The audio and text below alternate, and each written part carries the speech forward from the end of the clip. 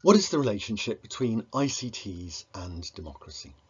In this short video, I'll explain, starting with the obvious point that democracy comes in different flavours and that many countries are not democratic. Let's first understand those different flavours. In a crude sense, they run from rule from below to rule from above. Liberal individualist focuses on the individual expressing their personal self-interest, relatively unconstrained by external forces. We could equate this with models of direct democracy. Participatory or deliberative focuses on rational discussion and the creation of collective decisions out of that discussion. Communitarian or pluralist centres on groups with shared values and shared identity and shared purpose. We could equate this with representative democracy.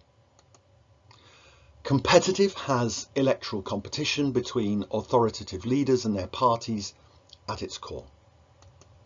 And authoritarian means a focus on submission to the authority of a small elite group with heavy centralisation of power. This, of course, is a non-democratic model.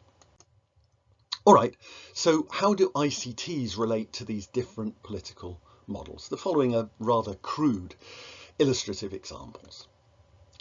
Liberal individualism could be seen as characterised by expression of individual opinions on social media with more talking than listening. The classic participatory example is the spread of e-participatory budgeting, which takes a proportion of public budget and allows citizens to discuss and then decide online how that money should be spent.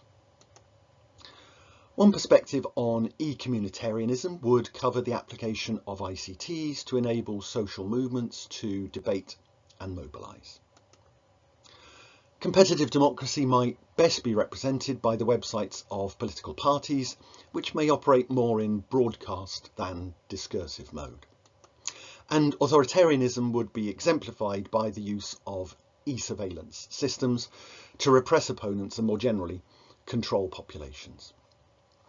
Thus, ICTs can be used to support any of these different models of politics. So our starting point for e-democracy and e-politics more generally is not the technology, but the vision. What political model do key stakeholders want? To understand e-democracy outcomes, we therefore need to encompass three things. First, the political motivations of the stakeholders involved. What vision of democracy do individual citizens hold? What about groupings within civil society? What are the political motivations of the private firms that run the telecommunications infrastructure and social media platforms? Second, what is the relative disposition of power between the different groups? Those with greatest power will tend to dominate the outcomes of digitalisation. If government, for example, is dominant and wants only a veneer of e-democracy, then that's what's likely to emerge. Finally, what modifications can ICTs make to both motivations and power? There are instances of ICTs empowering the citizenry and also of motivating them to engage in politics, but we also have examples of the exact opposite. However, such modifications are in general relatively limited, and thus ICTs have so far mainly had an incremental rather than transformative impact on political development.